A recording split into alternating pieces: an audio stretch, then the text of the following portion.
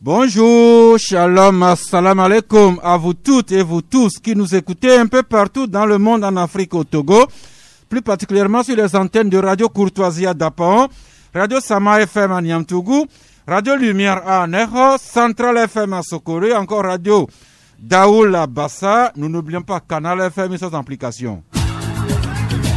Nous voudrions saluer plus particulièrement 4 amis.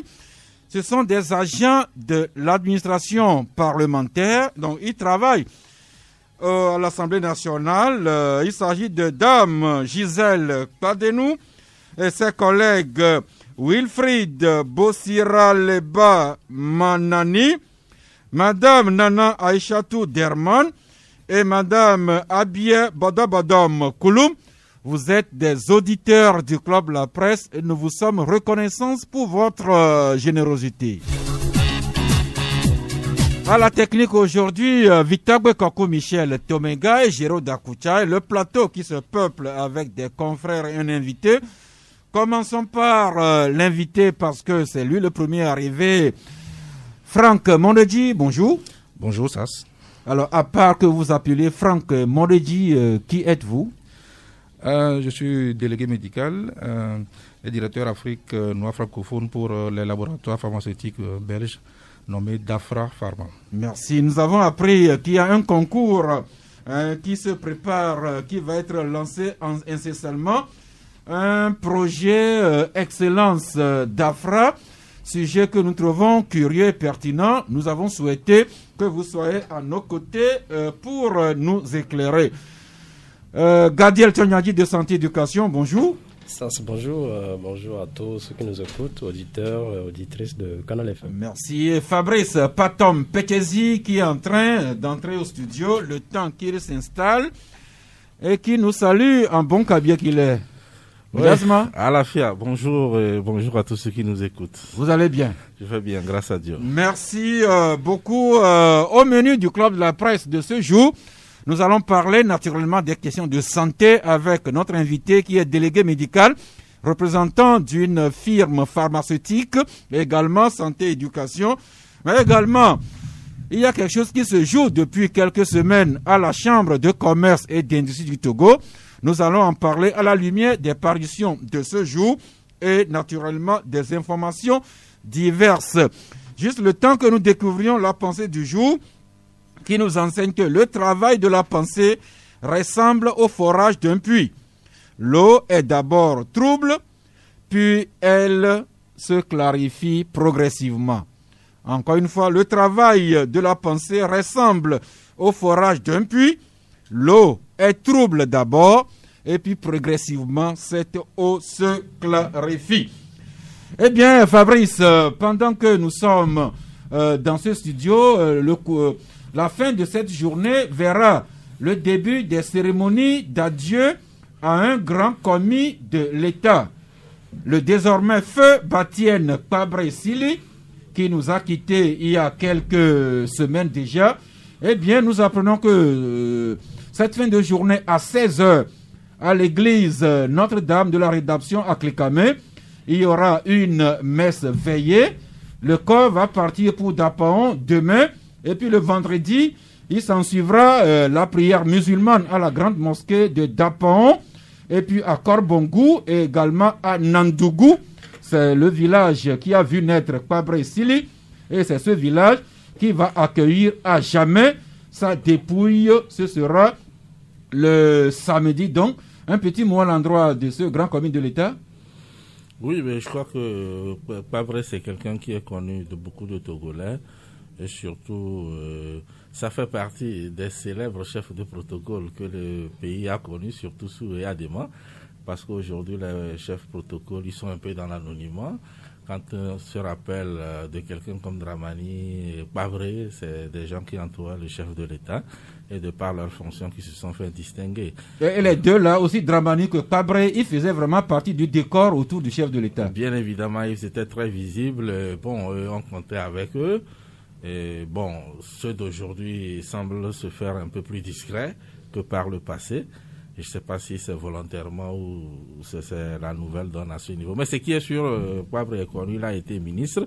Mais sa célébrité, il doit beaucoup plus à ce poste-là qu'il a occupé pendant longtemps autour des Adema. Et je crois que il a fait ce qu'il pouvait pour ce pays et il mérite quand même des hommages. Il est parti un peu plus tôt parce qu'il n'est pas aussi âgé que ça. Et donc, toutes les condoléances à la famille et ceux qui prendront la route pour l'accompagner jusqu'à dans sa dernière demeure dans la région des Savanes, que Dieu les accompagne. Notamment dans son village du nom de Nadungu. C'est dans ce village qui va reposer à jamais. Mais d'ici là, comme l'avons annoncé, il y a une messe veillée ce soir cet après-midi à 16h à l'église catholique de Clécamé. Et puis la prière musulmane à Dapan, à Korbongu et à Nadungu, où il sera enterré. Joël Kossi Vignon-Ega, bonjour.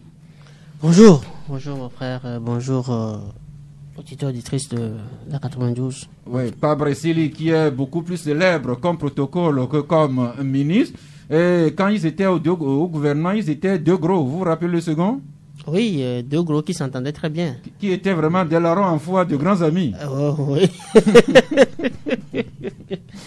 Alors, je crois que l'autre a perdu son jumeau, comme moi j'aime le dire, c'est son second jumeau. C'est vrai qu'ensemble également, ils sont rentrés presque en disgrâce, même si après on a essayé de le récupérer un peu parce que il avait aussi cette autre importance-là qu'on ne peut pas dire au micro ici pour le système. Vous avez commencé bien, éclairez-nous. Non, mais il avait une autre importance pour le pouvoir. Bon, pour le comme ça, ceux qui veulent en savoir quand ils vont après au micro. Et ce qui a permis, de le repêcher officiellement, même si l'autre, c'est le 3 mai qu'on a compris qu'il était aussi toujours dans les bonnes grâces officieusement. Donc, Pabre, il s'en est allé. Je crois que s'il était entièrement dans les bonnes grâces, on aurait pu tout faire pour lui accorder encore un peu plus de jours. Mais bon, entre ce que l'on fait et les dispositions de Dieu, je crois que ce que Dieu décide est tout appartient à Dieu. Eh bien, le club La Presse, malheureusement, nous n'avons pas ce privilège de l'avoir dans notre studio, mais qu'il repose dans la paix éternelle, dans sa terre de Nadungu, quelque part dans la région des Savanes, autour de Dapan. Et son jumeau, son frère et ami, Pascal Akousoulé Lubodjona, doit certainement se retrouver actuellement dans la région pour rendre ses derniers hommages à son ami. Franck, rebonjour. Bonjour, Sas. Eh bien, Franck, mon légis, je le disais, nous avons appris qu'il y a un concours qui se prépare incessamment. Il s'agit d'un projet Excellence d'Afra. Vous en êtes l'un des porteurs. Nous avons souhaité que vous nous en parliez. D'abord, avant d'aller au projet lui-même, voulez-vous nous situer un peu les parties prenantes autour de ce projet? Oui, merci Sas. Bonjour aux auditrices et auditeurs de Canal FM. Tout un plaisir pour moi ici, en tant que responsable du laboratoire d'Afra Pharma, de pouvoir intervenir sur ce projet. Projet dénommé Excellence d'Afra, qui réunit un certain nombre de partenaires, en l'occurrence la Jeune Chambre internationale Togo, qui va servir de partenaire technique sur ce projet. Il y a l'association des étudiants en médecine, pharmacie et odontostomatologie, qui vont être aussi une partie technique pour ce projet, en même temps aussi bénéficiaires. Nous avons aussi SCORI, qui est une institution au niveau de l'université de Lomé, plus précisément au niveau de la faculté des sciences de la santé, qui s'occupe de l'accompagnement et de la promotion de l'élite médicale. Franck, souffrez que je vous coupe dans un élan. Nous avons quelque chose d'un peu urgent depuis les lacs. Vous savez que demain, ce sera jeudi, en principe le deuxième jeudi du mois de septembre. Traditionnellement, la date de l'entrée du pays Guinmina dans la nouvelle année. Comment ça va se passer cette année? Pour avoir l'ambiance, nous partons à Neho avec notre confrère et ami Jeff Le Prince. Bonjour. Bonjour, mon très cher Sas. Bonjour à toutes les auditrices, auditeurs de Canal FM et Lumière FM. Bonjour aux confrères présents sur le plateau. Merci. Comme je le disais, selon votre calendrier, c'est demain jeudi, deuxième jeudi du mois de septembre, que le pays Guinmina devrait procéder à la prise de la pierre sacrée, ce qui vous introduit dans la nouvelle année, la 357e, si je ne me trompe. Alors, quelle est l'ambiance autour de vous à Neho à la veille de ce grand jour? Oui, c'est vrai, vous avez raison, ce n'est pas l'ambiance de tous les jours, de tous les ans. Cette année, l'ambiance est exceptionnelle. Depuis quelques jours, nous assistons déjà au bouclage de la préfecture des lacs afin de ne pas permettre à une marée humaine qui va se diriger vers la ville tricentenaire. Vous savez que nous sommes dans une situation sanitaire qui nous oblige à respecter les mesures barrières. Depuis quelques jours déjà, les autorités locales ont pris les dispositions. Et comme le gouvernement l'a dit aussi, une semaine avant la prise de la pierre sacrée, une semaine après la prise de la pierre sacrée. Et donc l'ambiance est très timide, la ville est presque morte, si je peux le dire ainsi.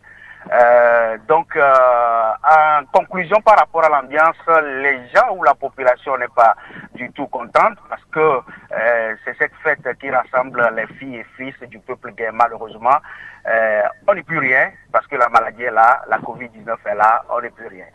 Eh bien, est-ce que la population d'Aneho, des lacs, comprend quand même les raisons pour lesquelles le gouvernement a décrété cette année que les fêtes traditionnelles ne devraient plus se dérouler dans une ambiance festive? Oui, nous sommes obligés de comprendre parce que cette maladie, ce n'est pas seulement la préfecture des lacs, c'est tout le monde entier qui est secoué par ce virus. Et donc, nous sommes obligés de faire avec. Et je pense que les autorités locales, depuis un moment, ont pris les dispositions parce que nous sommes une ville frontalière. Et pour que cette ville ne soit pas infectée, parce que c'est très facile. Si 1, 2, 3 personnes sont infectées dans notre communauté là, je pense que ce serait très difficile. Mais nous gardons toujours la garde pour que les gens n'aient pas de contact. C'est pourquoi les autorités sont très vigilantes et des réunions hebdomadaires et journalières se tiennent pour sensibiliser la population. Mais concernant la fête concernant la cérémonie ou le rituel de la prise de la pierre sacrée, vous l'avez annoncé dans votre introduction. Normalement, c'est demain le 10 septembre 2020 que ce rituel devait se tenir. Malheureusement, en début de soirée hier, un communiqué officiel signé par le gardien des us et coutumes, Gefiogan Sénégbefoli Bébé 15, après une réunion qui s'est tenue dans les locaux de la préfecture des lacs, la cérémonie de la prise de la pierre sacrée n'aura pas lieu cette année 2020. Carrément pas. Carrément pas. Carrément pas. Déjà, il y a des problèmes qui se posent. Moi, je l'avais annoncé quelques jours déjà sur nos antennes à Neho pour dire qu'il y aura un problème de leadership qui va se poser. Le gouvernement a dit, les autorités ont dit, 15 personnes seront autorisées à faire la cérémonie.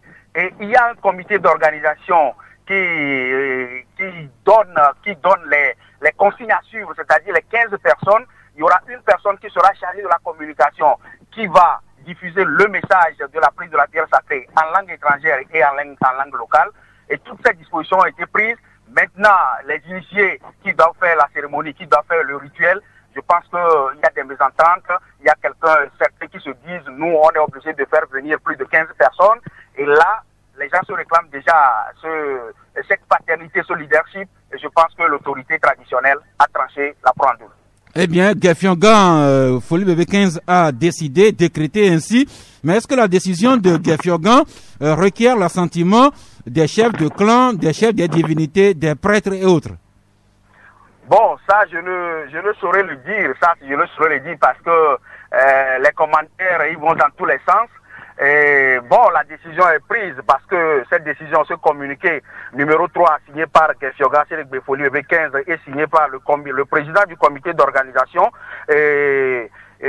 Genfio Ponvé Alofa. Donc, c'est ces deux personnalités qui ont signé le communiqué. Vous savez que c'est une fête traditionnelle et c'est l'autorité traditionnelle qui est chargée de suivre ce qui doit être fait, et si l'autorité traditionnelle a décidé, je pense que l'autorité administrative ne fera que suivre ou bien ne fera que dire la même chose. Et donc, la population n'est pas contente. De toute façon, 357e édition, c'est malheureux qu'en 2020, qu'on ne puisse pas prendre la pierre et que le message soit véhiculé. L'essentiel pour nous aujourd'hui, c'est le message. Malheureusement, la pierre ne sortira pas, et si la pierre ne sort pas, vous n'avez pas de message. Donc, personne n'ira prendre la pierre sacrée demain dans la forêt sacrée. Et puis, est-ce à dire que les gains auront, auront radié le chiffre 357 de leur calendrier, parce qu'il n'y aura pas de nouvelle année? De toute façon, les initiés ou les prêtres nous diront ce qu'il faut faire les jours à venir, parce que selon ce qu'on a eu à écouter auprès des grands-parents aussi, que c'est la première fois dans l'histoire du peuple gain. Donc on avisera pour voir si cette année sera exceptionnelle ou bien c'est l'année prochaine que nous allons compter la 357e édition ou pas. Et bon, du coup, cette année, la fête ne sera pas belle de toute façon, la prise ne sera pas prise. Et voilà, avec toutes les conséquences qui y vont. Merci à vous, Jeff, pour ce direct. Fabrice, oui, pour terminer, vous savez que j'avais l'annoncé dans mon introduction que la ville est bouclée. Malgré ce communiqué de l'autorité traditionnelle depuis hier, la ville est toujours bouclée. Je pense que les heures qui suivent, parce que c'est à cause de la fête ou bien à cause de cette cérémonie que la préfecture est bouclée, nous attendons de voir, parce que les buvettes, les débits de boissons aussi étaient fermés depuis presque quelques jours déjà sur un communiqué signé par le préfet des Lacs. Et donc, nous verrons les jours à venir si ces sanctions ou bien ces interdictions seraient levées sur la préfecture. Merci à vous, Jeff. Prenez soin de vous. Eh bien, Fabrice, je le disais, décidément, ce virus balaie tout. Et il n'y a pas eu de Jeux olympiques cette année, 2020. Il n'y a pas de phase finale de la Coupe d'Europe de football pour les amateurs de football. Il n'y a même pas eu la Pâque sur la place Saint-Pierre pour les catholiques. Il n'y a pas eu de pèlerinage à la Mecque pour les musulmans. Et le pays gain ne prendra pas sa pierre sacrée cette année. Oui, c'est un peu dommage. C'est quand même un virus qui pratiquement tient en respect tout le monde et tous les événements que vous venez de citer. Je crois qu'au niveau du pays gain, c'est vrai qu'il y a eu des réflexions pour voir peut-être comment s'adapter à la situation. Et je me dis que si on en est arrivé à cette décision-là, c'est que quelque part, on était obligé, parce que c'est une fête qui draine quand même du monde, et ça ne se limite pas aux Togolais, puisque les gens traversent des frontières à côté pour venir assister à la cérémonie. Donc ça fait quand même une occasion pour la propagation de cette maladie.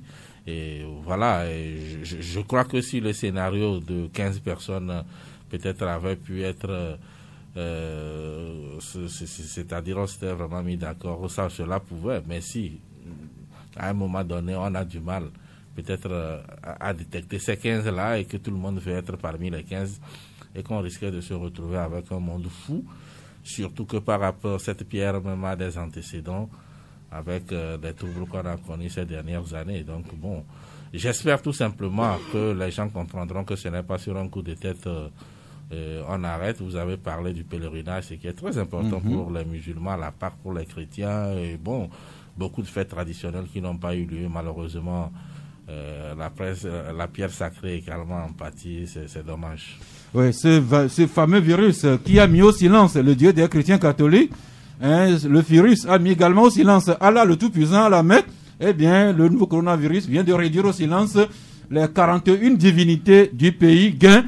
L'histoire retiendra cela. Ça, moi, j'aurais souhaité plutôt qu'il y ait eu des discussions en amont avec entre les autorités politiques et les autorités traditionnelles des lacs, parce que quand vous demandez 15 personnes, Pessoso, ce ne sont pas des funérailles, Pessoso, ce ne sont pas des fiançailles. 15, l'effectif de 15, c'était pour ces cérémonies, funérailles, fiançailles, etc., mariage.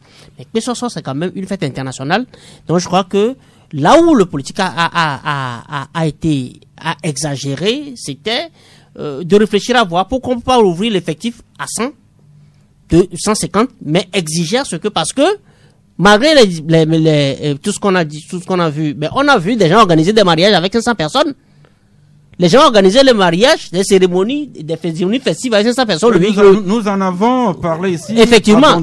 En condamnant cet état de fait. Voilà. Donc, est-ce que il n'y a pas du cynisme dans l'imposition qu'on a fait à Koussosor? Et la décision des rois gains, et moi je le prends comme, on dit ok d'accord, on ne veut vraiment pas, on veut tenir tête à nos dieux, ok laissons les choses aller comme ça se doit, comme ils veulent, et puis bon, ça c'est un regard demain quoi. Et moi je dis ce n'est pas un bon message pour le pouvoir actuel.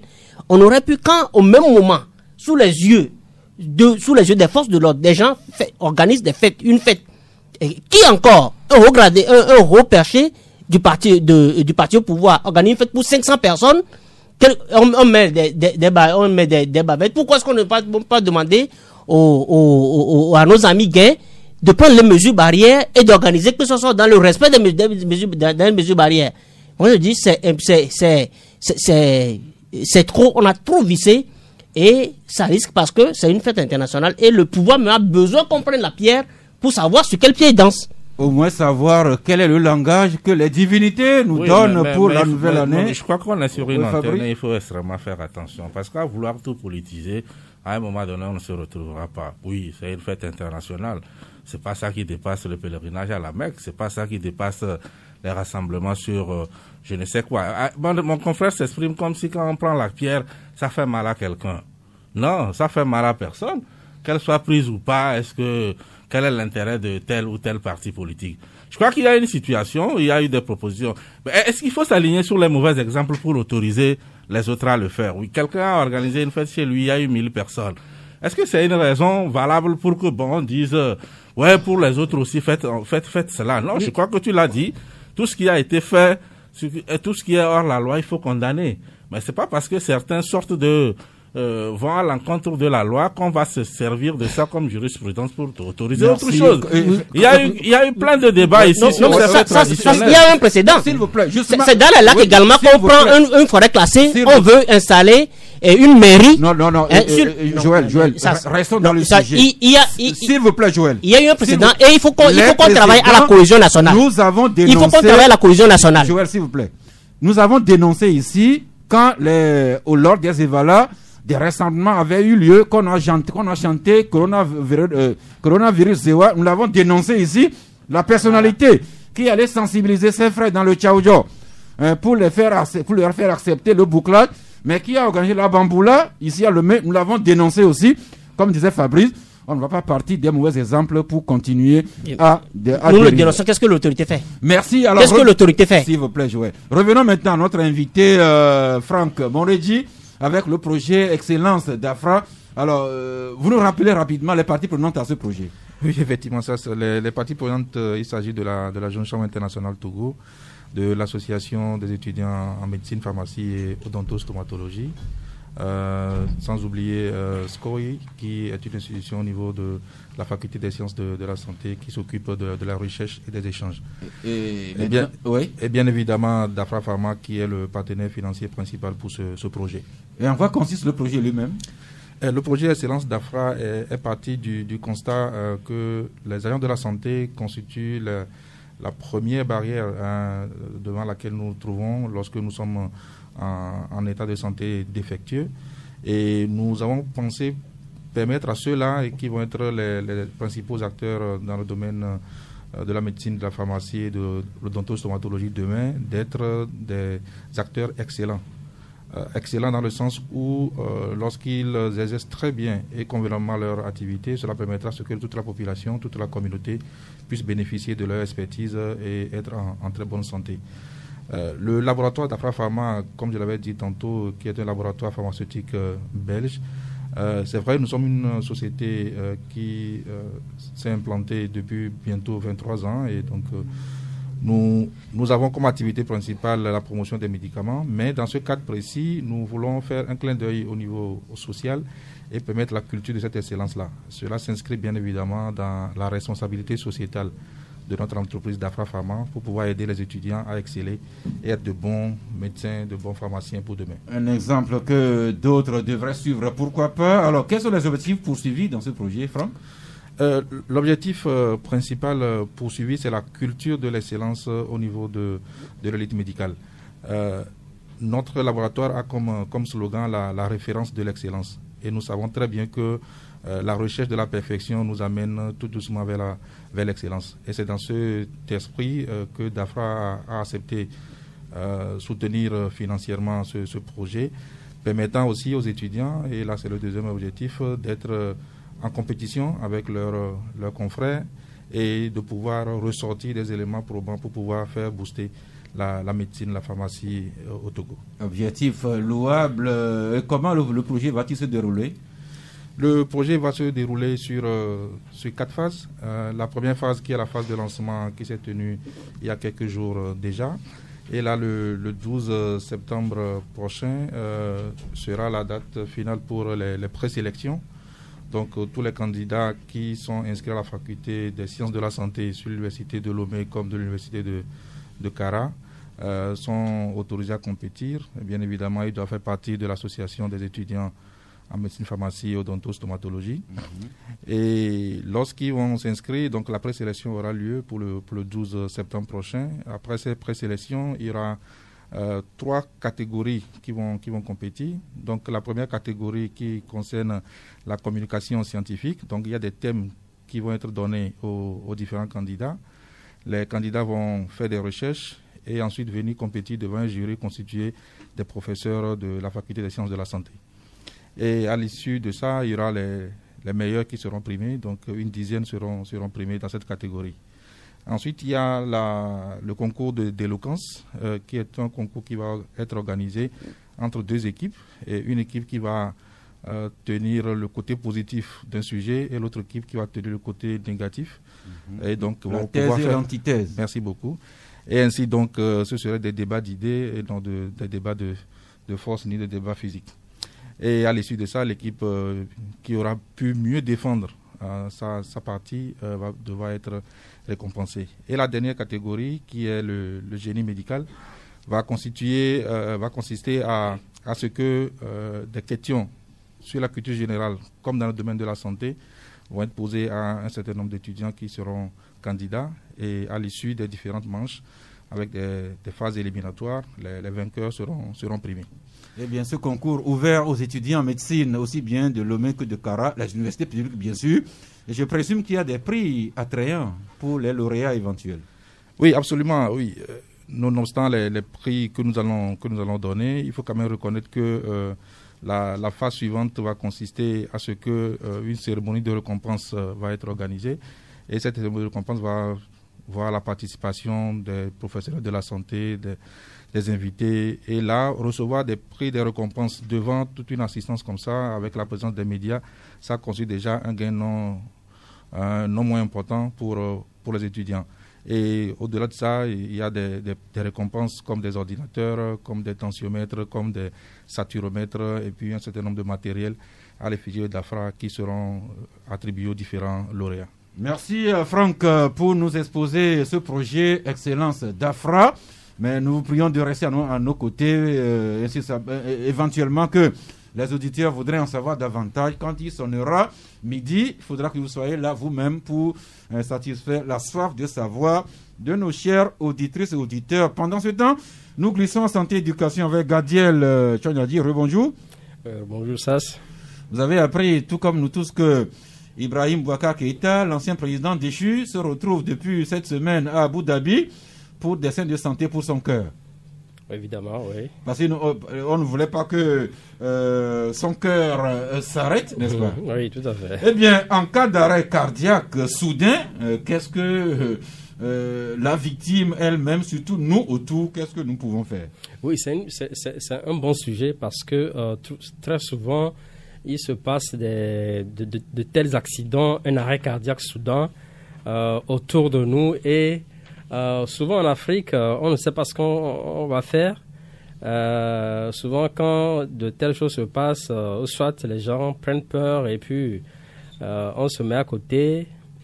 Ou bien, si on va poser même un geste, c'est des gestes quand on ne maîtrise pas et qui peuvent aggraver même l'état de santé de l'accidenté. Donc, nous avons traité ce sujet avec un spécialiste, le docteur Paul Defoudi, qui est cardiologue au CHU Sylvanus Olympio et qui revient sur les gestes basiques qu'on doit faire sur quelqu'un qui a eu un arrêt cardiaque soudain avant de l'évacuer au niveau de l'hôpital. Alors, il va loin et il demande même que ce genre de gestes soient enseignés dans les écoles, dans les services, dans les groupes sociaux, afin que beaucoup de personnes connaissent ces gestes et puissent les appliquer. D'autant plus que aujourd'hui, les statistiques au niveau du Togo, 30% de diabétiques et 8% plutôt 30% d'hypertendus et 8% de diabétiques. Le risque est là. Donc, connaître ces gestes peut amener à sauver une vie. Parce que dans les 5 premières minutes d'un tel accident, d'un arrêt cardiaque, c'est important de réagir très vite. Merci. comme c'est un sujet délicat, laissons le soin à ceux qui vont acheter le journal de lire l'article et de bien s'imprégner des gestes à faire si cet accident devait survenir à quelqu'un autour de nous. Le cœur qui souffre également d'AVC, accident vasculaire cérébral, et vous nous recommandez, c'est un légume, l'aubergine qui peut protéger notre cœur contre les AVC. L'aubergine est très riche en potassium. On sait que c'est un minéral qui agit beaucoup pour réguler la tension artérielle. Et on sait que les AVC ont pour cause aussi l'hypertension. Donc, c'est un légume important pour ceux qui souffrent de cette pathologie, et pour ceux qui veulent se mettre en mode prévention, c'est aussi important. Maintenant, c'est au niveau de la consommation.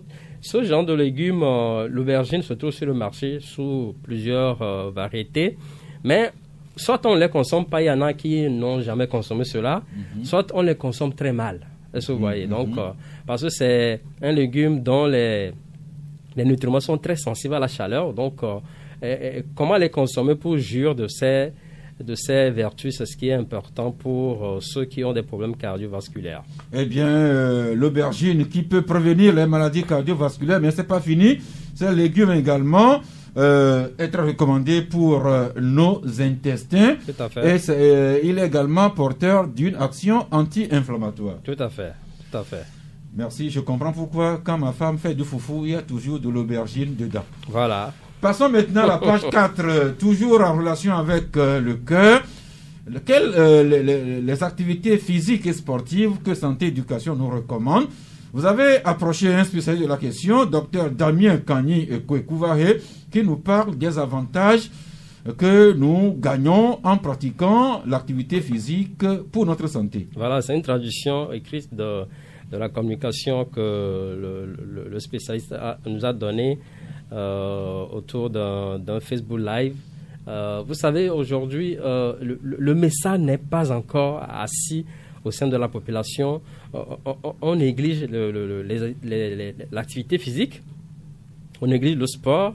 Les spécialistes pensent qu'après l'alimentation, c'est-à-dire manger, consommer les aliments, la seconde alimentation pour le corps, pour vivre en bonne santé et vivre longtemps, c'est les activités physiques, c'est le sport.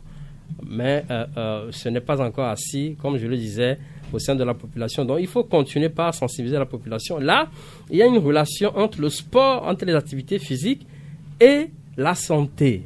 C'est ce pourquoi l'OMS, il y a des formules fameuses de l'OMS qu'on ne doit pas négliger. Faire une activité physique au moins 30 minutes par jour, 3 fois dans la semaine, ça c'est le minimum, soit 30 minutes par jour durant les 7 jours et tous les jours jusqu'à ce que vous ne quittiez cette terre. Vous avez la bonne santé, vous êtes dans le punch. Donc, c'est un article important pour tout le monde. Quelle relation il y a entre le sport, les activités physiques et notre santé? C'est capital pour tout le monde. Le docteur Kwekouvahe qui établit les liens entre l'activité physique et le diabète, également entre l'activité physique et l'hypertension artérielle et bien d'autres bienfaits. C'est à lire à la page 4 de Santé Éducation. Gadiel, vous êtes du pays élevé. On dit souvent que les femmes togolaises ou bien les femmes en général font du bon témis sur leur mari. Ça vous savez? Bon, est-ce que ça se dit encore? Ça se dit. Ah bon, d'accord. Eh bien, botémie ou bien filtre pour les autres, pour les uns, les autres. Eh bien, vous donnez ici aux femmes 2 secrets si elles veulent vraiment que leur botémie, leur filtre agissent sur leurs compagnons. Il s'agit de... Bon, ça c'est, si on peut le dire, botémie, pas botémie chimique. Ça c'est juste des astuces au sein du couple. Vous savez, la femme, c'est le pivot du couple, c'est le pivot du foyer.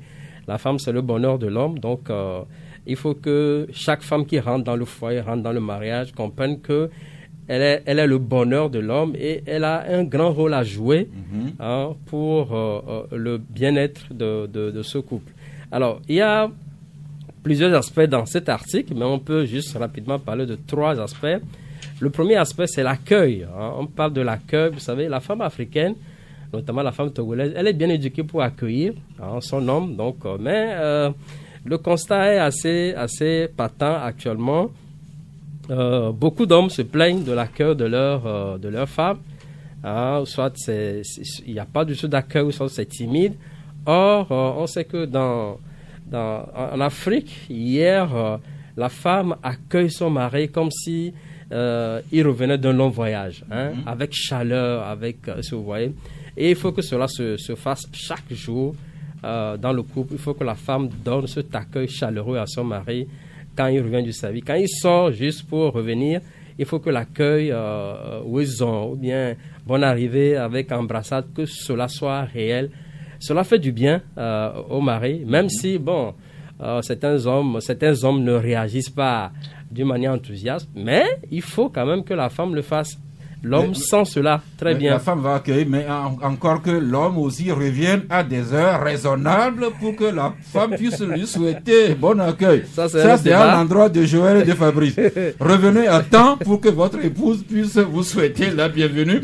Eh bien, à part l'accueil, vous attirez l'attention des femmes également sur le soin qu'elles doivent apporter à leur corps et à toute la maison. Oui, vous savez, d'abord le soin sur l'habillement.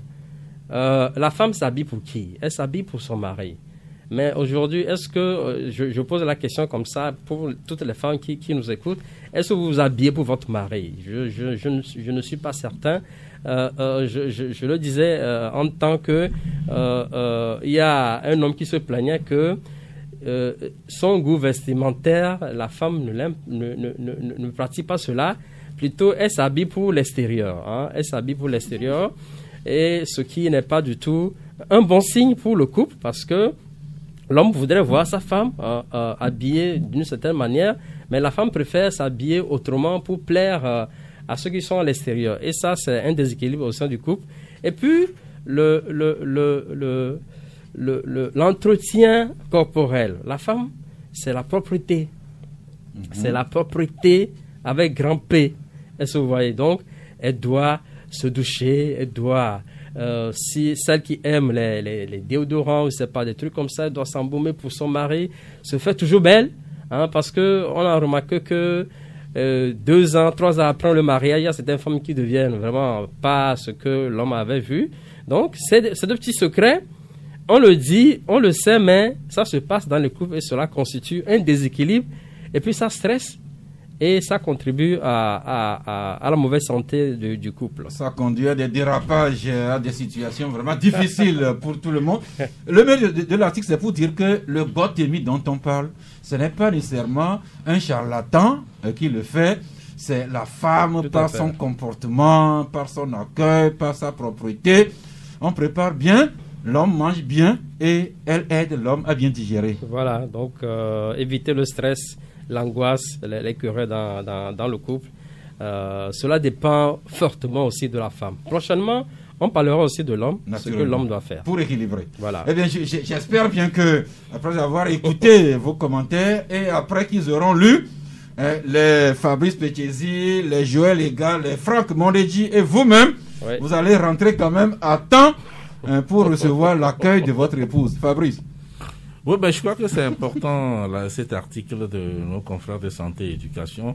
Effectivement, dans les relations humaines, il y a beaucoup d'astuces qu'il faut utiliser, ce qui fait que parfois d'autres pensent qu'il faut aller voir le marabout et le charlatan avant d'y parvenir. Et malheureusement, surtout dans cette histoire de Boitemi dont vous parlez, parfois on fait recours à des potions qui entraînent parfois la mort de l'autre. Parce qu'on croit qu'effectivement, il y a quelque chose de chimique qui peut amener un homme à vous aimer ou ceci ou cela. Mais ce qui est sûr, d'une femme à une autre, d'un homme à une autre, Dieu nous a créés physiquement presque de la même manière, mais dans nos manières de faire, chacun développe des astuces qui lui permettent peut-être de passer quelque part où l'autre ne pourra pas passer. Je crois que c'est de ça qu'il s'agit. Merci Joël. Il y a une dame qui nous écoute qui se plaint que quand elle souhaite la bienvenue à son mari, il ne la regarde même pas, il ne réagit même pas. J'espère que vous ne faites pas comme ça, vous. Non, aucunement. Vous avez intérêt. Donc je crois qu'il y a un problème de communication dans ce couple. Bon, on n'est pas là pour parler de comment les couples doivent marcher, etc. Mais tel que parlant de Boitemi, moi je suis de nature à ne pas croire à tout ce qui est raccourci dans cette vie. À tout ce qui est raccourci, relations, etc. Je ne crois pas. C'est la foi que moi j'ai en la nature. Et donc, je voudrais déconseiller. La nature me met contre les raccourcis. Je voudrais juste dire que le Boitemi dont nous parlons, c'est la femme propre, c'est la femme attentionnée, c'est la femme qui aime son mari, qui se fait aimer en conséquence. C'est aussi simple que ça. Tout le reste, c'est aussi simple que ça. C'est aussi simple que ça. Merci Fabrice. Passe à autre chose. Maintenant, nous allons faire une incursion au sein de la Chambre de commerce et d'industrie du Togo. Qu'est-ce qui se passe au sein de cette institution? Il y a une abondante production de la presse depuis quelques semaines. Juste un extrait. Forum de la semaine du 2 septembre titrait déjà « Scandaleuse manœuvre pour se maintenir à la tête de la Chambre de commerce. Germain Meba exige la production de bilan des sociétés de ses adversaires avant de se mettre en règle avec la trésorerie. » Forum de la semaine toujours. Cette fois-ci, daté du 24 août, plus loin, titrait déjà « Élection consulaire. Germain Meba prépare des fraudes massives en rejetant toutes les propositions du patronat dans la composition de la commission d'inscription sur la liste électorale. » À ce niveau, selon Forum de la semaine, Germain Meba mépriserait l'association togolaise des opérateurs économiques avec son président qu'il aurait dans son viseur. Tout autre journal, c'est La Dépêche qui cette fois-ci, en date du 19 août, écrivait « Élection consulaire imminente à la Chambre de commerce, Germain Meba met à nu les manœuvres de Wiyao Chinde de l'association togolaise des opérateurs économiques. » Nous continuons avec l'Indépendant Express, daté du 1er septembre, qui écrivait « Chambre de commerce, Germain Meba, Ingrid Awade, le torchon brûle. » Autre journal encore, c'est Dunia Le Monde, paru aujourd'hui, qui écrit « Suspension des élections consulaires à la Chambre de commerce, le ministre Adedje veut voir clair. » Autre journal paru encore aujourd'hui, c'est La Manchette qui écrit « Crise à la Chambre de commerce, les masques tombent. » Et La Dépêche, paru aujourd'hui, écrit Chambre de commerce et d'industrie du Togo, Ingrid Awade dans ses basses œuvres. Et j'en viens maintenant à vous, dans votre journal Le Libéral, vous écrivez président de la Chambre de commerce, Jonathan Fiao, manœuvre pour un retour. Alors, qu'est-ce qui se passe au juste à votre lecture au sein de la Chambre de commerce? Fabrice?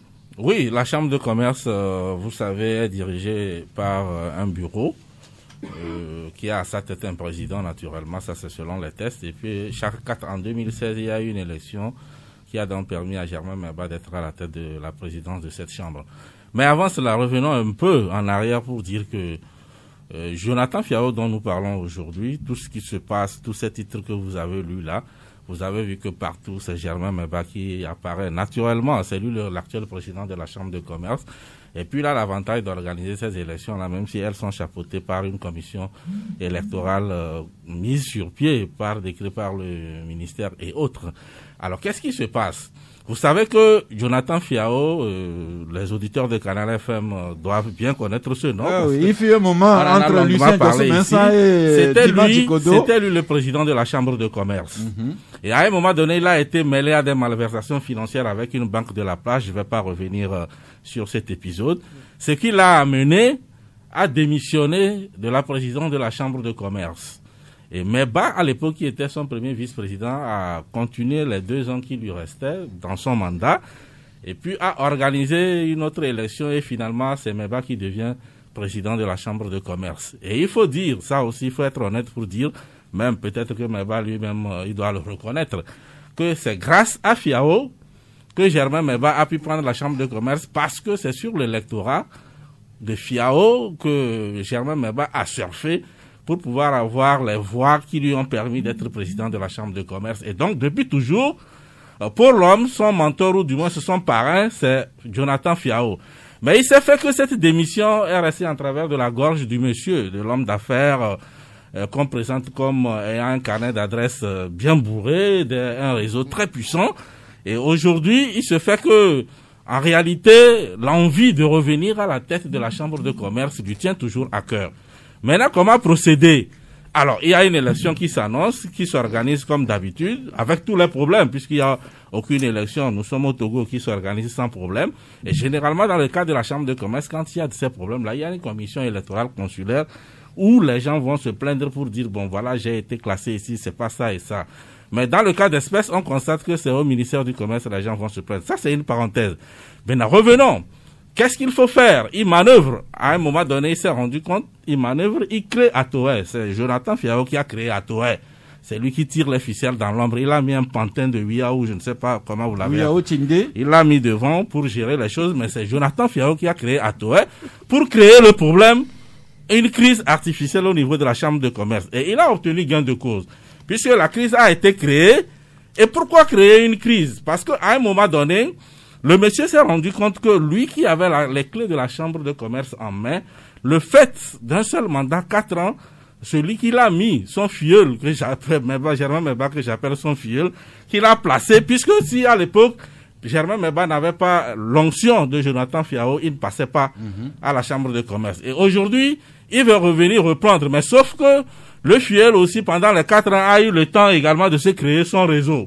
Et surtout d'avoir pris goût. D'avoir pris goût, comme d'habitude. Et donc, maintenant, lui aussi, il manœuvre, il a la chance d'organiser, puisque habituellement, celui qui organise a une longueur d'avance sur les autres. Nous sommes en Afrique. Nous sommes en Afrique. Lui aussi, il manœuvre pour pouvoir y rester, sauf que son ancien parrain veut revenir. Mais l'ancien parrain constate sur le terrain qu'en réalité, les 4 ans là, il a perdu beaucoup de choses. Et que s'il va, on va le battre. Maintenant, qu'est-ce qu'il faut faire? Il faut créer une crise. Il a créé Atoé, qui a créé la crise dont on connaît, et puis bon, avec tout ce qui va. Et aujourd'hui, maintenant, le coup de grâce vient du ministère du Commerce. C'est-à-dire que la crise est créée, et maintenant, le ministre qui était là, qui attendait, malheureusement, qui est tombé dans le jeu. Est-ce qu'il est tombé dans le jeu? Moi, je dis plutôt qu'il est dans le jeu. Puisque lorsque la crise est née maintenant, au lieu de régler ça devant la commission comme ça devait se faire, il prend la décision de suspendre.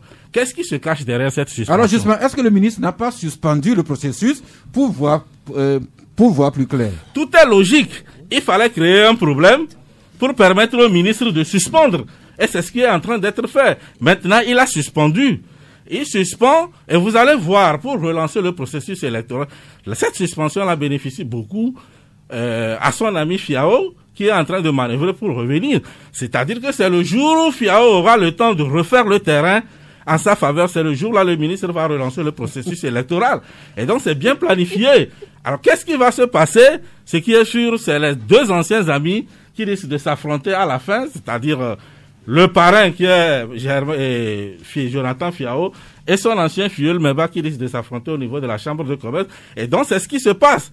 C'est tout simplement cela que les gens montaient de toutes pièces et le scénario réussit bien. Et je dis que dans ce film-là, le seul metteur en scène, le réalisateur, c'est Jonathan Fiao qui est juste là, il est dans l'ombre et il manipule. Et aujourd'hui, les choses sont presque en sa faveur puisqu'il a réussi à obtenir une suspension qui risque de remettre en cause beaucoup de choses, mais pour l'instant, on verra bien la suite. Eh bien, vous, le libéral, vous indexez Jonathan Fiao comme celui qui trouble l'eau dans le palais de Meba, alors que la dépêche qui avance les arguments qu'il a incrimine autre dame, Ingrid Awade, avec ce titre Ingrid Awade dans ses basses œuvres, et la dépêche qui écrit que tout serait parti d'un faussaire que Dame Ingrid Awade a imposé dans l'entourage de Germain Meba. Maintenant, vous, Joël, c'est un processus électoral que Meba a commencé. Je me rappelle plein d'articles lui reprochaient l'irrégularité du processus, pendant que d'autres trouvaient que c'est Latoé plutôt qui jouait aux mauvais citoyens. Maintenant, pour les uns, c'est Jonathan Fiao. Pour d'autres, c'est Ingrid Awade. Maintenant, le ministre suspend.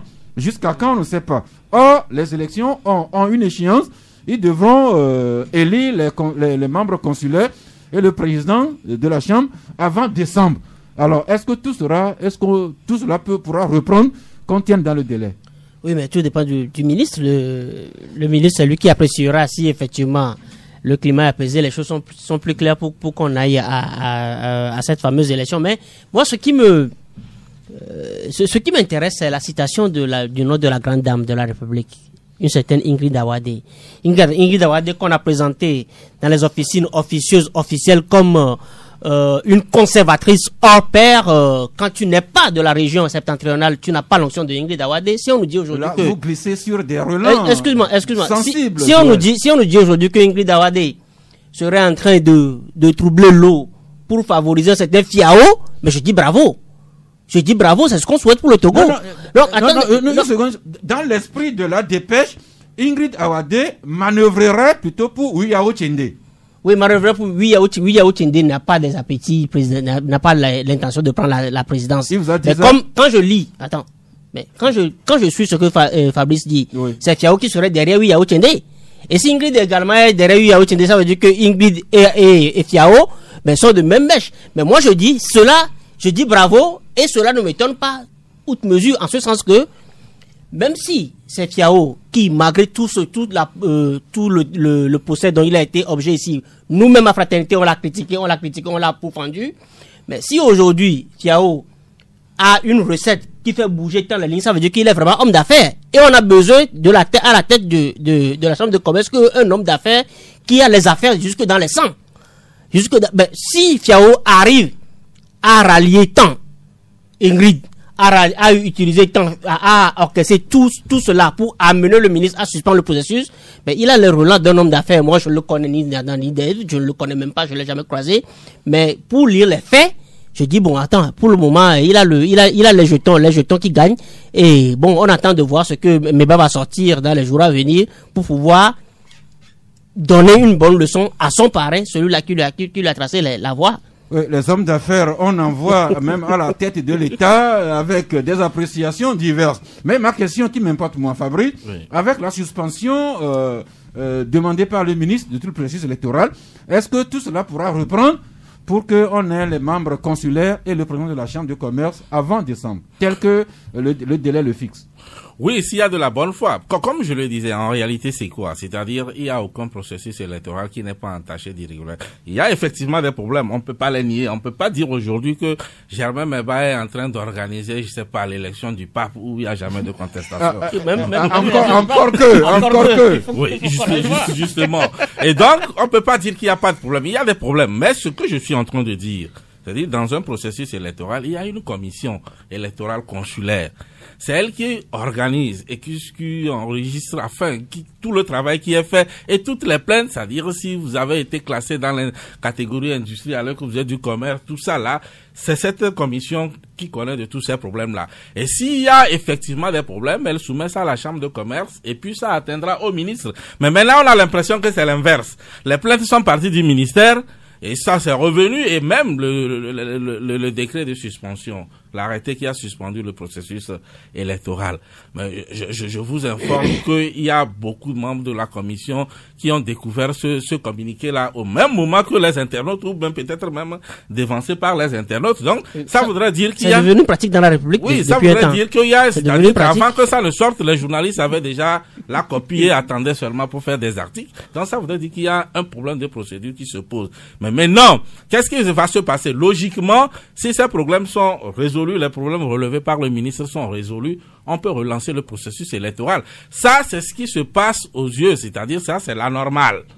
Mais derrière le rideau, moi je vous dis que c'est une suspension pour permettre à un des prétendants à la présidence de la Chambre de commerce de mieux s'organiser et c'est le jour où il va dire à son ami ministre, bon, je crois que c'est bon, je tiens les clés. C'est le jour là le ministre va relancer pour qu'il gagne.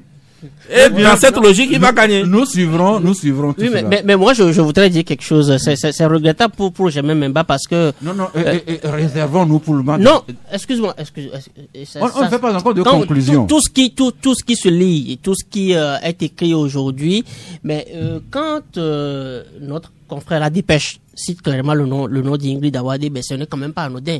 Et quand on parle d'Ingrid, il faut lui reprocher tout, mais il faut reconnaître quand même qu'elle est une bonne gestionnaire. Et donc, si Memba, laisse-moi terminer s'il te plaît. Si Memba n'a pas aujourd'hui l'onction d'Ingrid, ça veut dire que la gestion n'est pas cela. C'est pour dire, Joël, laissons les auditeurs apprécier la gestion de Dame Ingrid Awade. Parce qu'il y a également des choses qui s'écrivent, qui se lisent ici et là. Bon, mais attends, ça va quand même. Pour tout ce qu'on a vu dans le décor, c'est l'acceptable. Selon vous? Oui, selon moi. Ok. Dans le décor, c'est l'acceptable. Ok. Oui, bah, si vous voulez. La question, moi, en parcourant tout ce dossier-là et autres, Ingrid Awade, mais bah, ils ont des problèmes. Ça, c'est des problèmes à eux. C'est-à-dire, Ingrid, je n'ai pas vu cette trace à la chambre de commerce. J'en ai pas vu. C'est pour cela que je n'ai pas fait cas de Ingrid Awade. Peut-être qu'elle a des problèmes ou Meba a des problèmes avec elle. Ça ne m'intéresse pas. Merci. Mais ce qui est sûr, certains tentent de présenter la chose comme quoi peut-être Germain Meba a été celui que Ingrid a placé au niveau de la chambre de commerce. Ça, je dis c'est faux parce que c'est Fiao qui a permis à Germain Meba de prendre la chambre de commerce. Si Germain Meba est honnête, il doit le reconnaître. Merci. On va finir avec, vous savez que nous sommes victimes de braquages par-ci par-là, d'escroqueries. Maintenant, il se développe une race de faussaires.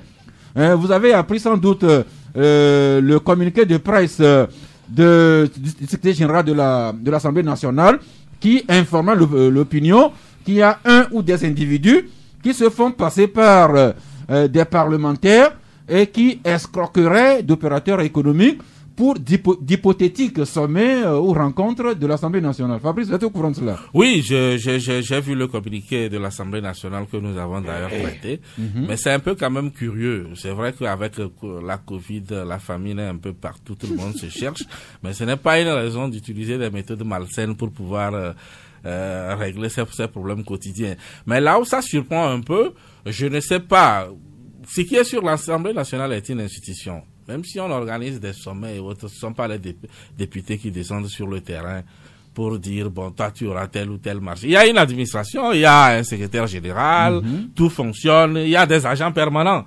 contrairement aux députés qui viennent et qui partent en fonction de leur mandat. Donc, c'est quand même curieux que des gens passent sur ce terrain-là et que ça leur marche. Et c'est très bien quand même pour... Je crois qu'il faut féliciter l'Assemblée nationale pour ce communiqué-là, parce que ça se passe avec plusieurs institutions, y compris même la présidence de la République, où les gens parlent même au nom du chef de l'État, qui peut venir même vous dire que le chef de l'État vous a dit de ne plus emprunter tel boulevard, mais bon, vous n'avez jamais l'occasion de savoir est-ce que c'est vraiment le chef de l'État qui l'a dit ou... Mais je crois que si l'Assemblée nationale a été au courant d'un fait pareil, espérons qu'effectivement des députés ne sont pas descendus aussi bas. Merci. Le communiqué rappelle que l'Assemblée nationale dispose de procédures particulières de commande et aucun transfert par T-Money ou Flouze n'est exigé pour quelque motif que ce soit opérateur économique. Tenez-le-vous pour dit.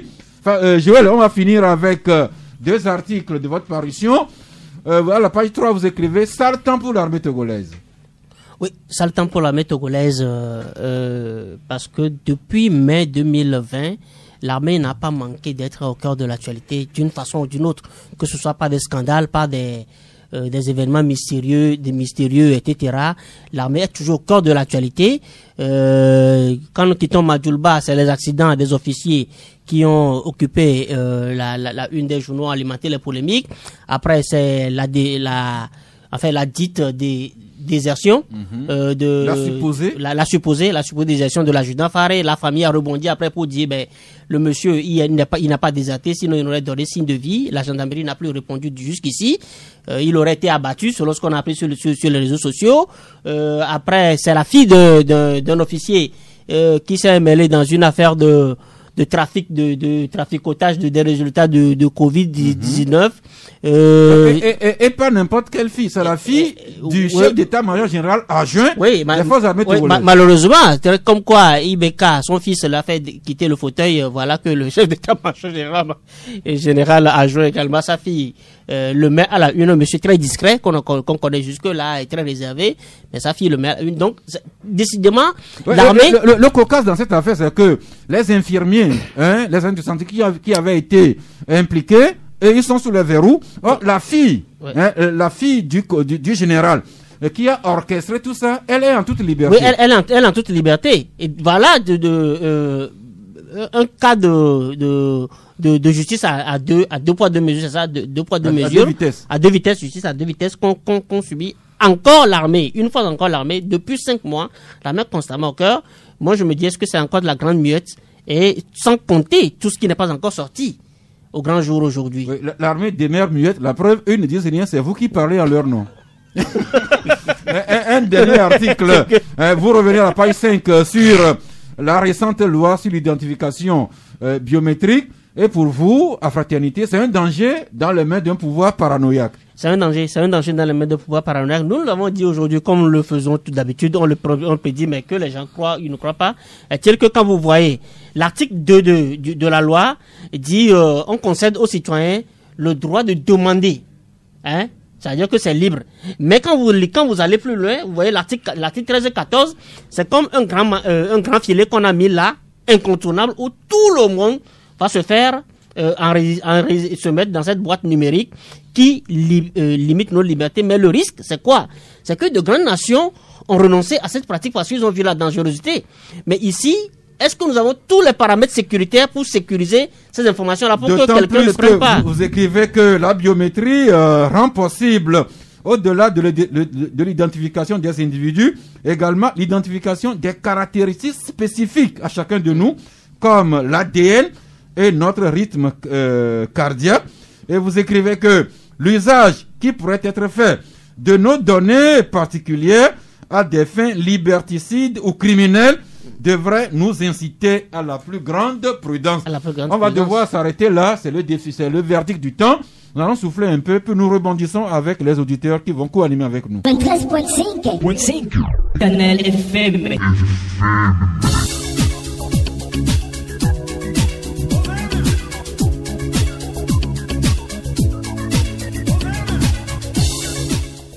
Nous avons parlé aujourd'hui du projet Excellence d'Afra avec Franck Bonreggi.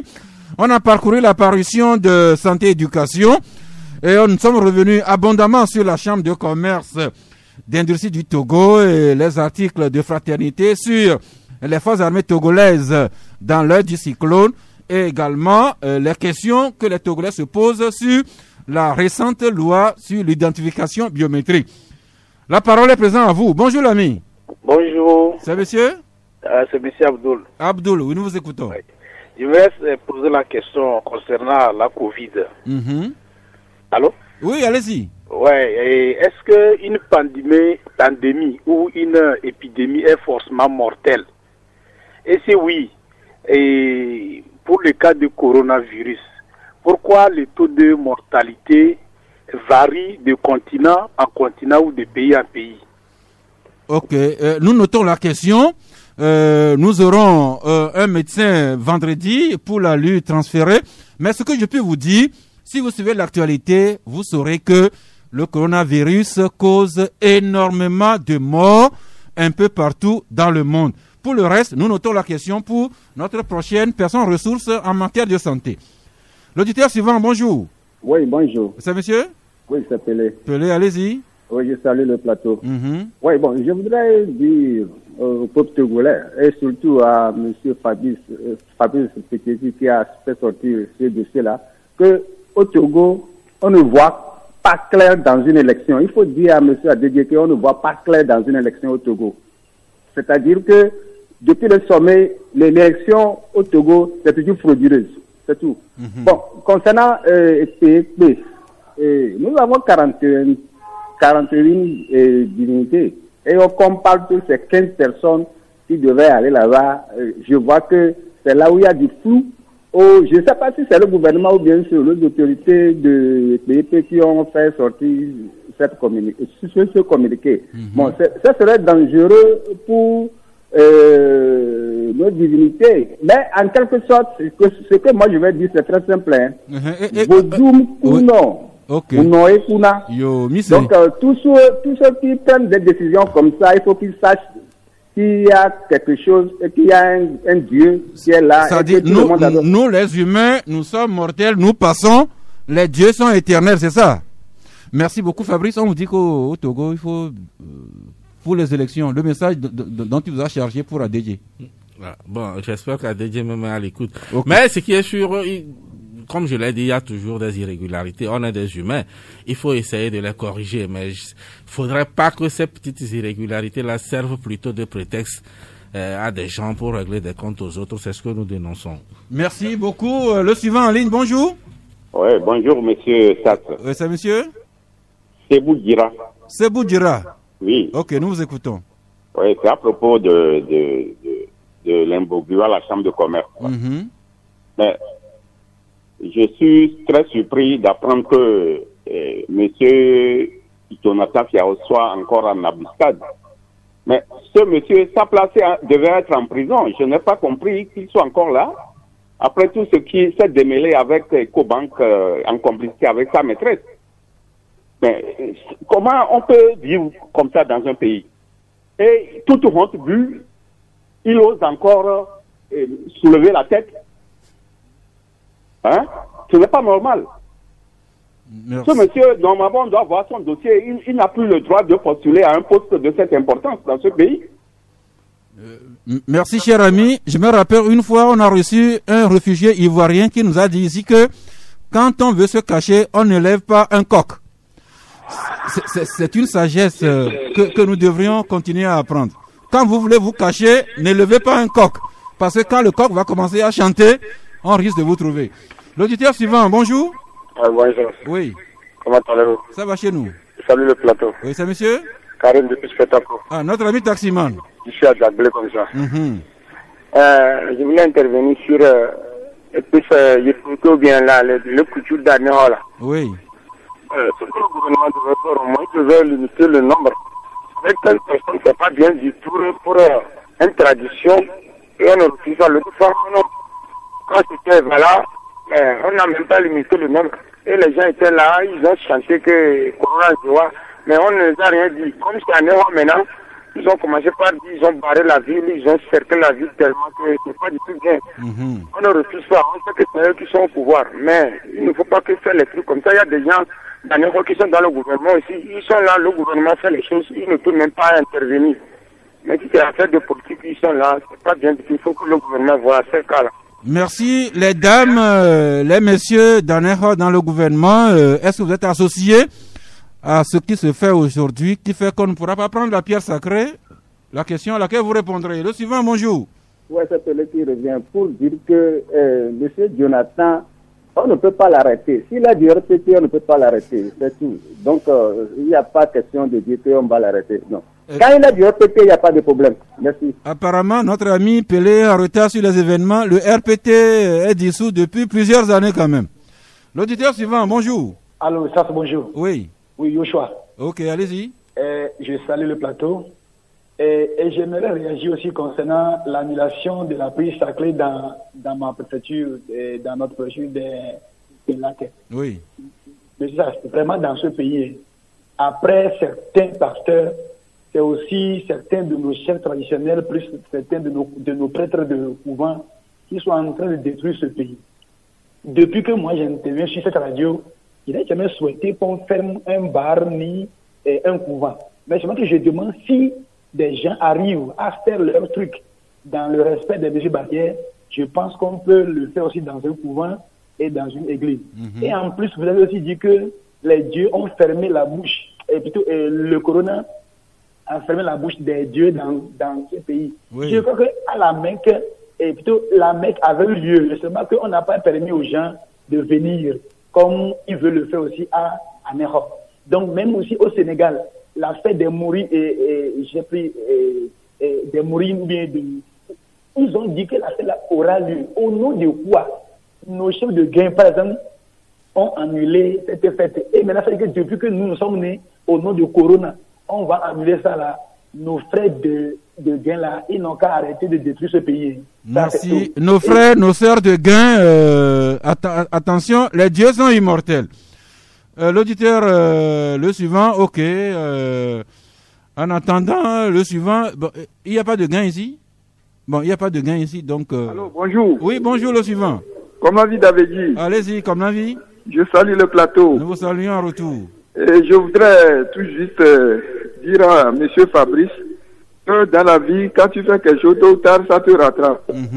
Et monsieur, l'autre journaliste là, il est en train de dire que le fait d'interdire aux gens d'aller à la fête des Christmas, que c'est de l'injustice, il dit non, que de ne pas le dire parce que il disait que certains dirigeants avaient célébré le mariage, il dit de ne pas comparer ces choses-là. Alors que souvent, quand il y a des manifestations ici, quand il y a des bavures de certains forces de l'ordre, et ses collègues en train de critiquer, il dit non, que ça c'est pas tout que ça se passe.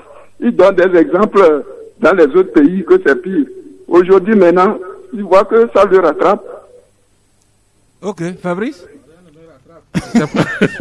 Merci. Rien ne me rattrape du tout parce que j'ai bel et bien dit, ce n'est pas parce que quelqu'un a organisé un mariage chez lui, les gens sont allés en grand. Écoutez, moi si je suis au pouvoir et je n'aime pas la population d'Anéro, je n'ai qu'à autoriser la prise de la pierre, ils vont en grand nombre et ils se partagent la maladie, ceux qui peuvent mourir meurent et puis c'est tout. Dans ce cas, vous faites un procès justement, pour crime contre l'humanité. Pour crime contre l'humanité. Parce que je ne sais pas, cette pierre, j'ai du respect pour cette pierre. Je ne sais pas quand on la prend, en quoi ça dérange X ou Y quand on prend la pierre sacrée à Anéro. Qui perd, qui ne retrouve pas son plat à la maison parce qu'on a pris une pierre. Oui, mais pourquoi on le réduit au rang de fiançailles? Pourquoi on le réduit au rang de fiançailles de mariage où on limite l'effectif à 15 personnes? Merci. Nous prenons le dernier auditeur aujourd'hui. Bonjour. Bonjour, monsieur Sass. Oui, c'est monsieur? Monsieur Komivi depuis Toti. Ok, allez-y. Il y a une question à monsieur Gadiel. Oui, Gadiel. Oui. Et il y a un ami qui me disait souvent que si tu souffres de paludisme, tu n'as pas le droit de faire l'activité sportive. Et je vais le savoir si c'est vrai ou faux. Ok, consultation en direct. Gadiel? Oui, vous savez, le palu, très souvent, ça abat l'organisme. On se sent vraiment faible. Donc, le conseil que les médecins donnent très souvent, quand vous faites le palu, c'est mieux d'être au repos pour mieux favoriser le traitement. Et après, quand vous êtes guéri, vous reprenez le sport, il n'y a pas de problème. Je ne sais pas si notre ami souffre du fer. Est-ce qu'il aura même le plaisir et la force d'aller faire un peu de sport? Non, c'est pas conseillé. Caroline, bonjour. Bonjour. Coach pour la vie. Vie de couple, vie famille. Vie de couple, vie en société. Oui, une recette pour nous? Oui, une très belle recette. Parce que il faut quand même qu'on se donne un peu d'émotion. Je sais que vous êtes déjà dans des émotions déjà chaudes ici. Ne dites pas que nous sommes en chaleur, hein. À moins que vous le soyez vous-même. Parce que tous ceux qui sont en train d'exprimer, ils ne font qu'exprimer des émotions. Oui, il y a la joie, il y a aussi le regret, les gens sont inquiets, la tristesse, ainsi de suite. Mais moi, je voudrais parler d'autres émotions qui vont nous aider à vivre en communauté. Lesquelles, par exemple? Oui, les besoins émotionnels de l'homme avec sa partenaire à la maison, ou bien de la femme avec une autre femme, ou bien ses enfants. Ils ont des émotions qui diffèrent carrément. Ces besoins-là diffèrent carrément des besoins que nous connaissons. À part biologiquement, il y a mon collègue de la santé qui est ici. Il y a des besoins physiologiques. À part ça, il y a certains besoins que si tu ne les as pas remplis, tu peux faire toute autre chose, ça ne va pas marcher. Exemple chez l'homme. Le premier besoin, tout premier besoin, c'est la confiance. Quand on manque de la confiance à l'homme, là, tout ce qu'on va faire, tu peux tout donner, ça ne va pas marcher. Dans le couple? Oui, non, en général. Un homme en général. C'est-à-dire quand je te manque un peu de confiance, je peux t'apprécier, je peux faire autre chose, mais ça ne va pas donner. Mais au niveau de la femme, c'est l'attention. Quand on dit attention, c'est vaste. Ce sont les attentions. Est-ce que vous avez vraiment de l'attention envers la femme? C'est le tout premier besoin. Si le besoin là manque, vous pouvez construire, acheter, faire cadeau, tout ça là, ça ne va pas marcher. Donc à côté de tout ce que vous aurez fait de grandiose, parce que je sais que les aiment grand là, faites des attentions en premier lieu d'abord avant d'offrir votre cadeau. Sinon, ça va manquer. En somme, la femme ne devrions jamais nous amuser à perdre la confiance d'un homme. Oui. Et si nous voulons conquérir une femme, c'est lui montrer de l'attention. Oui. Voilà une autre formule Gotemi que nous venons d'avoir aujourd'hui. On n'a pas besoin d'aller voir un charlatan. Les Gotemi sont là. Gardez la confiance d'un homme et de l'attention d'une femme. La femme qui va être propre, accueillante, disponible. C'est le Gotemi que Dieu même nous a donné. Et pour bénéficier de vos formations, Caroline? Oui, pour bénéficier, prenez contact avec nous seulement. Et nous avons la possibilité de vous faire ça en ligne ou bien en présentiel. À quel contact? 90 38 87 79. Encore une fois? 90 38 87 79.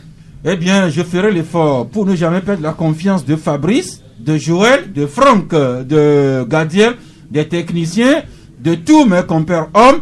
Et dorénavant, je ferai montre davantage d'attention à l'endroit de la femme majuscule.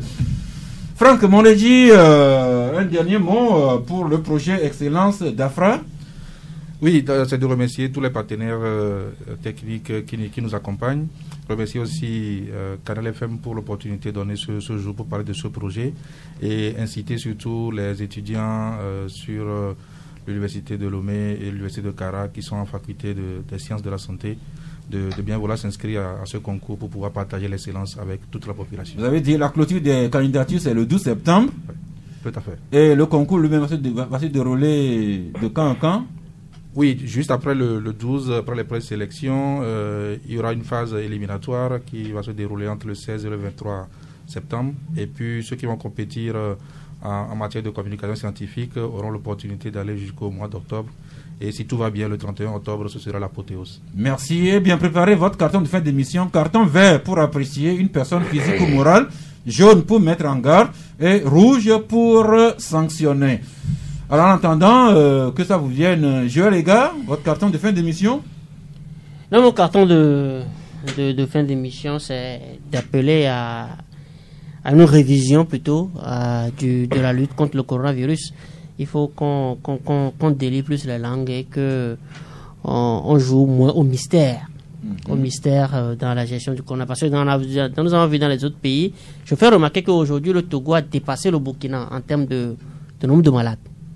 Le Togo a dépassé le Burkina et quand nous versons... Nous sommes à 1513. Nous étions 1513 hier soir. Voilà.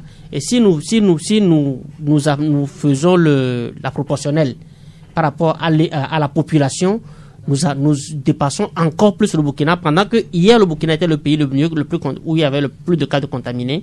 Et pourquoi est-ce qu'on en arrive là? Il faut qu'on revoie la communication, qu'on enlève les mystères, les cachotteries. Merci. Seulement, je n'ai pas les chiffres des contaminations au Burkina pour comparer. Fabrice, votre carton? Oui, c'est juste carton. Hein. Non, je n'ai pas de carton, mais c'est juste par rapport aux chiffres dont vous parlez, de dire que le chiffre que vous venez de donner, en réalité, c'est les contaminés depuis le début de la pandémie. Oui. Parce qu'il faut soustraire dedans pour voir quels sont ceux qui ont encore la maladie et tout cela. Et par rapport à cela, juste toujours cette gestion, je voulais terminer en disant que parce que c'est un chiffre qui pèse vraiment sur la psychologie des gens, mais est-ce qu'à un moment donné, on ne peut pas s'arrêter, ôter tous ceux qui sont guéris, qui sont rentrés dans la population, et puis ne s'en tenir qu'au nombre de décès, ceux qui font la maladie en ce moment, parce qu'effectivement, quand on dit 1000, c'est comme s'il y a actuellement 1000 qui sont quelque part... Merci. Le colonel Djibril de la coordination sera avisé en conséquence, communiquer, mais ne pas créer la psychose au sein de la population. Gadiel, Tchonyadji, votre carton. Non, mais je pense qu'il y a un auditeur qui a posé une question. Je pense qu'on n'a pas besoin d'un spécialiste en matière de coronavirus pour répondre. On peut répondre, c'est par rapport à la pandémie, l'épidémie ou bien l'augmentation. Voilà, donc une épidémie, c'est l'augmentation rapide d'une maladie dans un lieu. Si c'est pas dans au Togo, on parle d'épidémie. Si ça va au Bénin, en Afrique, un peu dans le monde, on parle de pandémie. Maintenant, si cette maladie est mortelle, elle va tuer. Est-ce que vous voyez? Si elle est mortelle comme le coronavirus, mais la COVID-19, cela va faire... Une maladie tue, et beaucoup plus encore une épidémie, et beaucoup plus encore une pandémie. Voilà. Merci. Et puis, le coronavirus, pourquoi ça tue plus ailleurs que dans d'autres parties, on sait que scientifiquement, on n'a pas encore expliqué cela. Il y a des explications qu'on déjà donne sur les réseaux sociaux, mais les scientifiques disent non. Mais on sait que cela dépend aussi de la réactivité de la lutte dans les pays et puis le respect des mesures barrières des populations. Je constate que c'est vraiment des cartons élastiques des journalistes. J'espère que Caroline, vous allez faire bref. C'est juste le carton.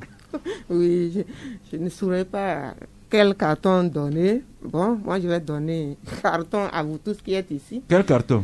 Je vous donne un carton vert parce que vous aimez la femme. Ah, merci. Et vous m'avez accordé un peu d'attention. Merci de le savoir. Merci de le savoir que nous aimons la femme. Et Franck Moredi ne nous dirait pas le contraire. Non, absolument pas. Votre carton de fin d'émission? Avant mon carton... non, juste le carton. Toute mon admiration pour Santé Éducation. Et mon carton vert va à tous les professionnels de la santé, depuis le ministère jusqu'aux agents qui sont dans les différents hôpitaux et CMS. Le contraire m'aurait étonné. Un délégué médical qui attribue un carton vert aux personnels de la santé, c'est ce qu'il faut. Nous avons un plaisir à vous avoir aujourd'hui, tout comme le plaisir sera plus grand de vous avoir demain avec d'autres confrères sur d'autres sujets. Ainsi va le club de la presse. Bon appétit et à demain jeudi si Dieu le veut, Dieu le voudra bien, mais continuons à célébrer la vie.